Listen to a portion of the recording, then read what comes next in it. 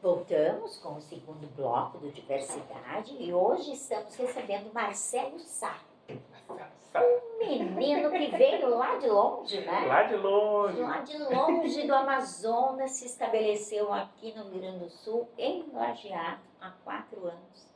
Vivenciou as experiências da enchente, da catástrofe de 2023, de 2024. E isso o tocou de maneira tão robusta, não sei se posso dizer essa palavra, mas tão plena, digamos assim, Sim. né? Que ele se desafiou há 1 ano após, né? Praticamente 1 ano após, lançar um documentário. Fale um pouco, Marcelo, sobre esse documentário. Tu já nos disse por que quiseste fazer isso, para registrar, para mostrar como as pessoas afetadas estão agora, né?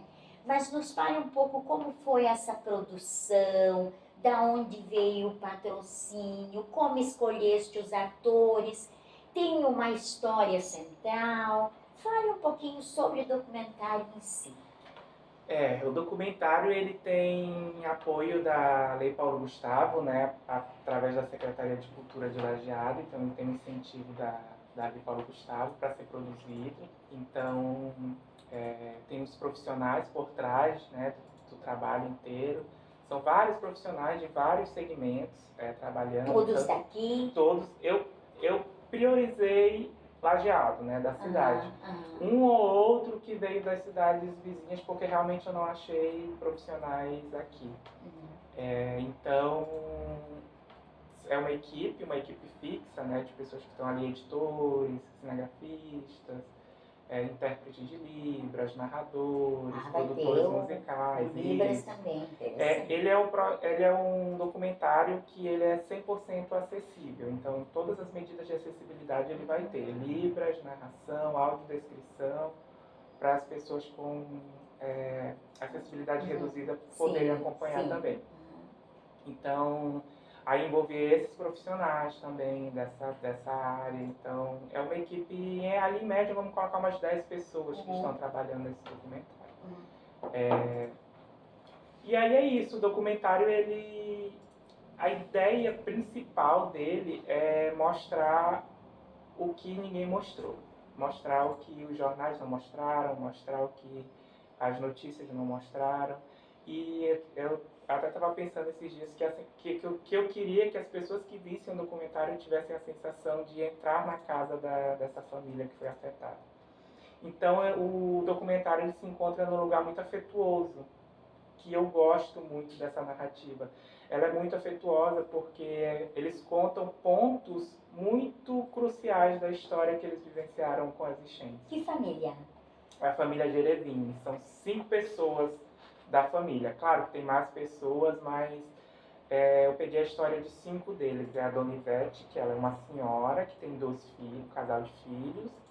E esses filhos têm os seus cônjuges, então todos eles contam a história deles a partir da sua visão do mesmo ponto, né? Onde moravam? Eles moravam num Conservas, na Avenida Beira Rio, bem na beira do rio. Então quando a gente foi gravar, a gente sentia até um certo medo de cair dentro do rio, porque era bem pertinho mesmo, assim. E agora ela está totalmente destruída, né? Então a gente começa a perceber que ali foi uma área muito afetada pela enchente. E aí no documentário eles contam as histórias não só macro, né, de como foi estar ali, mas coisas muito pontuais que eles vivenciaram que são muito preciosas para eles, assim. Então o documentário está nesse lugar de contar a história dessas pessoas de uma forma que talvez nunca ninguém fosse saber daquele acontecimento, sabe? Então e como tu chegaste a esta família especificamente? Olha, quando a gente estava na etapa de escolher a família, porque desde o início a gente queria uma família que contasse a sua história, a gente não queria personagens sem ligação. A gente queria uma família justamente por esse apelo afetuoso do documentário. Então a gente queria que a história se complementasse, mas que fosse contada a partir de vários pontos de vista. Então a gente começou a procurar, né? Então, assim, eu conheço várias pessoas que foram afetadas pela enchente, mas eu também não queria que fosse pessoas que tivessem ligação comigo. Queriam que fossem pessoas Sim. diferentes. Então, teve alguns critérios, assim, mas foram bem poucos. E aí, procurando contatos, se tem alguém, a gente foi até na Secretaria de Habitação para ver se eles tinham algum contato, sabe? Então a gente foi fazendo essa busca e um certo dia uma moça falou assim, eu tenho uma família que eu posso indicar para vocês. E aí eu já estava assim, no limite de prazo para achar a família. Sim, sim. E aí eu falei, se a família topar e eu sentir que for essas pessoas, a gente vai fazer com elas. E aí foi quando eu mandei mensagem para a Diane, que é a esposa do Fábio, que é filho da Dona Ivete. E a Diane falou, aí ela falou assim, tá, eu vou falar com eles. E aí passaram-se uns 2, 3 dias, ela falou assim, a gente topa, quando que é para gravar? Aí eu tive toda aquela preocupação de saber como que era para eles reviver esses momentos, né? Revisitar esses momentos tão difíceis. A gravação foi lá, A no gravação espaço foi na sala da casa deles, que não existe mais. onde era. Onde era. Então, só tem uma parede que está destruída e muito mato ao redor, e aí a gravação foi lá. A gravação do documentário, então, ela se passa ali neste cenário. Ao ar livre, muito no sol. Local onde seria a sala. Casa deles. A casa deles. E o cartaz aqui do documentário que eu trouxe pra gente ver, ele é bem isso. É a visão de quem está dentro da casa para fora. Então, é bem essa sensação que eu queria que as pessoas tivessem. Estou aqui dentro, estou na sala deles e estou vivenciando isso junto com eles. Então, gravar lá foi uma decisão afetuosa também, porque tem significado para eles. Tem uma história ali que eles contam que eu não vou dar spoiler, mas que vocês vão saber. Momentos que eles vivenciaram ali que e é uma história impactante ou é uma história somente de perdas, só perdas, por exemplo, assim, ou foram momentos de terror, de angústia que eles viveram? Foram momentos de angústia, assim. Eu até estava pensando, teve... Na gravação eles comentaram assim, teve uma vizinha nossa que foi levada de helicóptero, que eu acho que foi muito noticiada. E a gente poderia escolher uma família assim, que teve uma visibilidade maior pela mídia. Só que eu acho que todas as histórias são difíceis. Sim. Porque cada história tem em si, né, vivências diferentes, né? Sim, e eu tenho certeza que as pessoas que passaram por isso vão se identificar com a história deles. Talvez eles não tenham sido levados por 50 helicópteros e ficaram horas no telhado e passaram muitos perrengues. Mas é uma história que eu acho que deve ser contada, sabe? E eles tiveram momentos de tensão dentro da casa que eles falam, mas que não dá para mensurar, sabe? Se o sofrimento foi muito ou pouco. Acho que a gente precisa se desligar disso e pensar que é uma perda.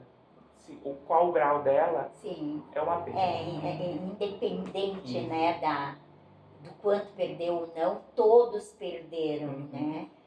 Sejam sonhos, sejam conquistas, sejam, né, vivências, memórias. Isso, e aí eles contam ali as perdas materiais, né, de coisas, casa, bens, mas o documentário ele se encaminha para um outro lugar também, não só o material. E a história da família não é contada por eles, é contada por atores. É eles que contam. Eles contam, a narração é deles, mas é interpretada por atores? Não. Eles mesmos. Olha ali que se dispuseram, né? Sim, eles se dispuseram para ir gravar. E a Dona Ivete, tanto que no dia da gravação ela vai aparecer, acho que não muito, porque ela estava tão aflita, assim, a gente percebia quando ela estava falando, a voz trêmula, que ela se perdia nas palavras. Então ela não teve um discurso muito longo, ela falou aquilo pontual e então... É que rememorar de repente dói também, né? Então por mais que hoje eu converso com eles falam que está tranquilo, hoje eles conseguem relatar isso, nunca vai ser Eu fácil. acho que isso fica, né, marcas, Nunca vai né? ser fácil. E, então, tu decidiste, escolheste a história e montaste o documentário. E ele está pronto? Não. O que falta para estar pronto? A gente sempre tem um prazo curto, né? Sim. Então ainda estou captando alguns depoimentos. Eu tenho, inclusive, mais tarde eu vou gravar um depoimento de uma psicóloga que ela teve ali no enfrentamento de apoio às pessoas que foram afetadas. Então, tem outros depoimentos, outros personagens, né, da cidade. Uma pessoa vai representar a Secretaria de Habitação para dizer como foi esse processo da família perder e onde que ela foi, para onde ela foi pedir ajuda, sabe? Então, o aluguel social, que foi uma coisa que eles citam. Hoje eles moram no aluguel com o aluguel social, então vai ter uma pessoa representante para falar sobre isso. Então a gente está construindo, assim, a ideia do documentário início, meio e fim já existe, só que a gente precisa terminar de captar algumas imagens. Sim, mas a história em si está pronta. Agora faltam fazer essas inserções de depoimentos. Isso, para ficar mais rico, né? Para ficar mais... Com certeza, fica bem mais consistente, né? E bem dentro da realidade, pelo que tu falas, né? Aparece toda aquela história deles, mas vem também todo o entorno, né? Sim, que sofreram e que agora estão nesse aluguel social, né? É muito interessante, isso vai ser impactante. Que bom, espero que seja. E tem prazo para terminar? Tem, a gente tem data de lançamento já. A gente vai ter que lançar o documentário, vai ser um evento dia 14 de março. 14 de março. Acho que assim, ele vai estar pronto dia 13 à meia-noite. Eu não acredito. Vai estar... Senão vai ser uma ansiedade muito grande. Não, ele vai estar pronto antes, mas a gente vai lançar dia 14 de março, ali no prédio 11 da Univaz. Então é um evento aberto para quem quiser ir assistir. Está todo mundo convidado e eu espero que todo mundo goste, assim, eu espero que isso atravesse as pessoas da mesma forma que as enchentes me atravessou, assim. Muito interessante. Terminamos mais um bloco, então, o segundo bloco, tu viu, 15 minutos, passou muito rápido, né? E nós estamos com o apoio da Fruteira do Centro, né? Em seguida nós voltamos para que o Marcelo, então, relate um pouco mais. Nós falamos tanto em documentário, mas não falamos ainda no nome do documentário. O nome do documentário, é verdade. Que é? Submersos, né? Submersos pelo quê? Pela água. Pela água e também por outros tantos, né, quesitos, pela dor, pelas perdas, né? Eu acho que ficamos todos submersos. Né? Voltamos em seguida, então, para mais um bloco do Diversidade, sempre com apoio da Fruteira do Centro de Arroio do Meio.